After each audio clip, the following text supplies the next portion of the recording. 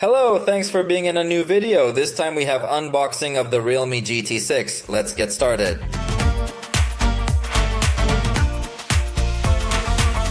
For anyone who doesn't know, the GT series is realme's high-end series, so it's finally back with this newcomer. As you notice right out of the box, they anticipate us that it will have artificial intelligence.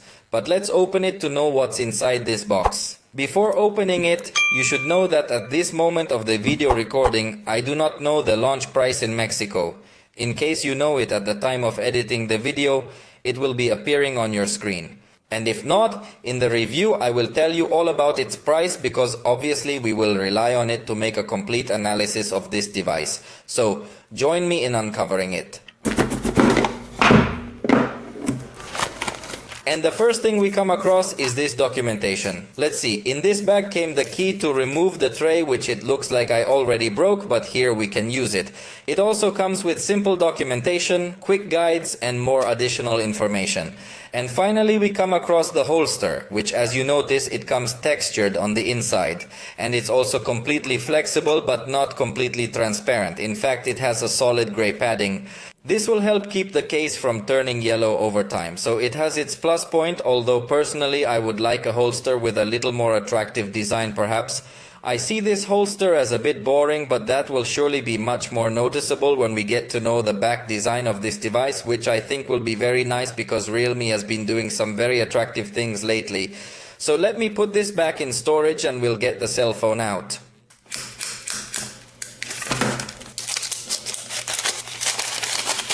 And let's get to know the features that the manufacturer wants to highlight of this device. As you can notice, we will find the Snapdragon 8S Gen 3 processor, a fairly modern processor. Let's say it's a trimmed edition of the Snapdragon 8 Gen 3, so it's definitely a processor with high capabilities. We'll also find a display that peaks at 6000 nits. This is a sky-high brightness, although obviously I would think that will be when you're watching HDR content, but it still shows good capabilities. It also has a state-of-the-art sensor for the camera. It's a Sony Lithia 808.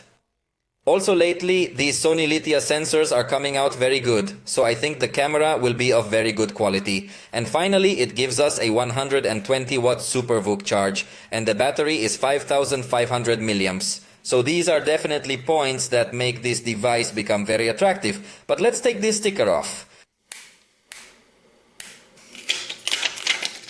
And as you can tell, we're dealing with a curved screen device. Let's remove this decal as well. And let me turn the device on while we take another look at it. Definitely the back cover design is nice because of this dual finish. Although I would have liked a little more satin or matte design, but that's a matter of personal taste. The truth is that it looks very nice, this green edition. But while the device powers up, let me see what else is in the box.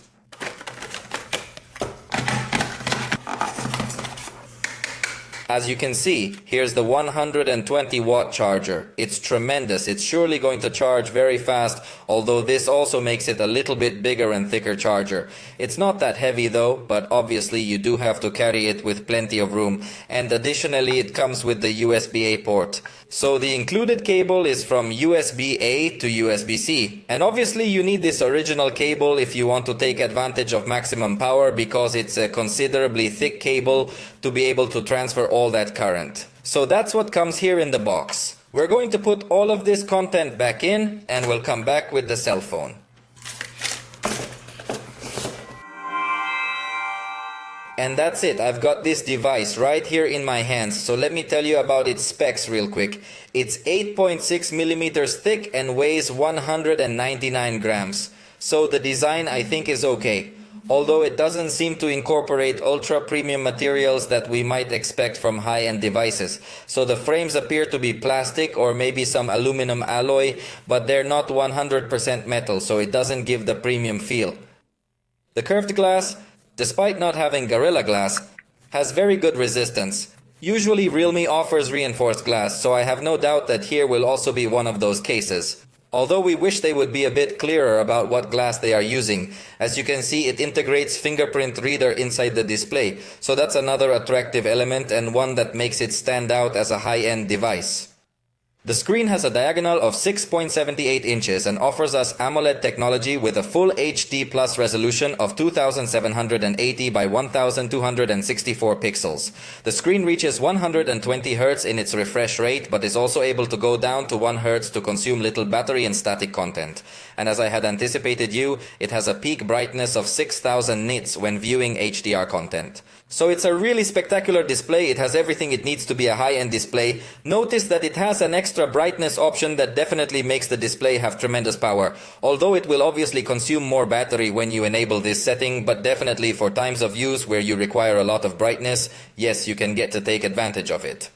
And I actually like it because it also has an option of the minimum brightness allowed. Notice that it goes down to a very interesting level also for those times where you want the lowest possible brightness, but you can still allow it to go even lower. So really the experience is very good on screen. The front camera will be 32 megapixels with f2.45 aperture and fixed focus.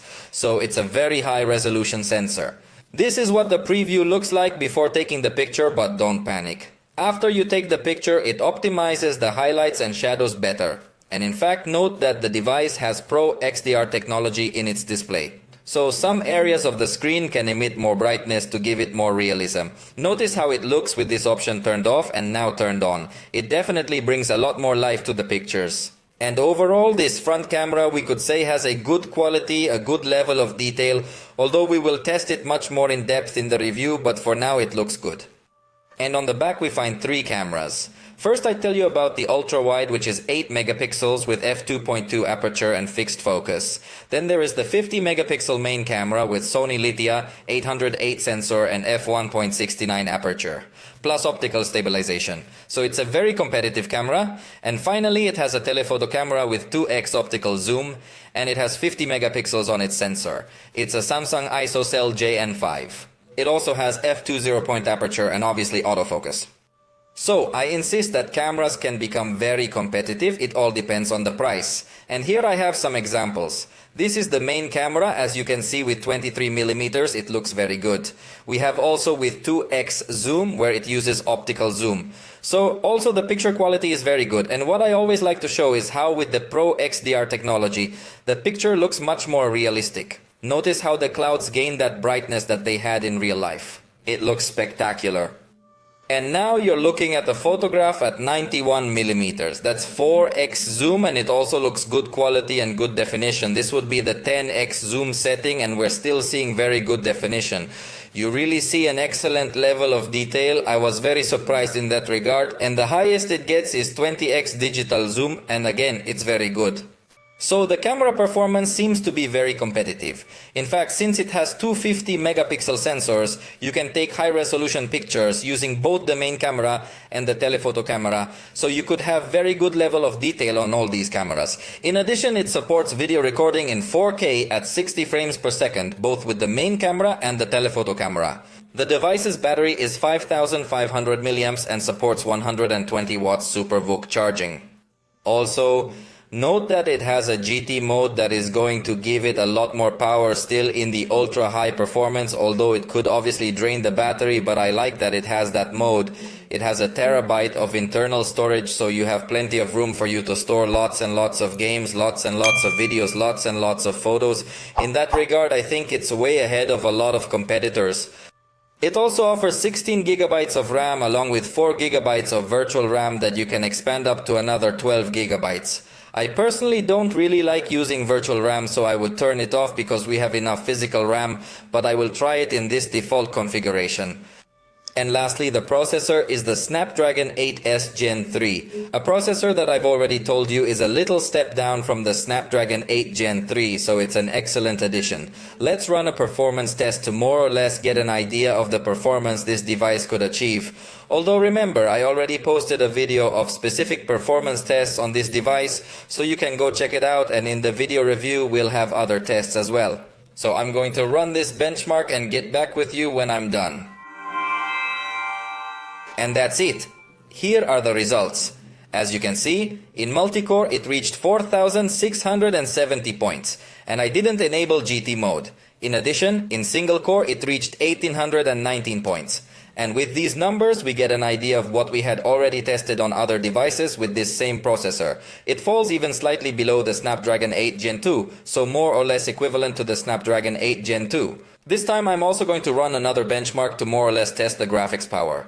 Let me know if you would like me to run this same benchmark on other unboxings. I will do it only on the high-end devices. So let's run this benchmark and I'll get back to you when I'm done as well.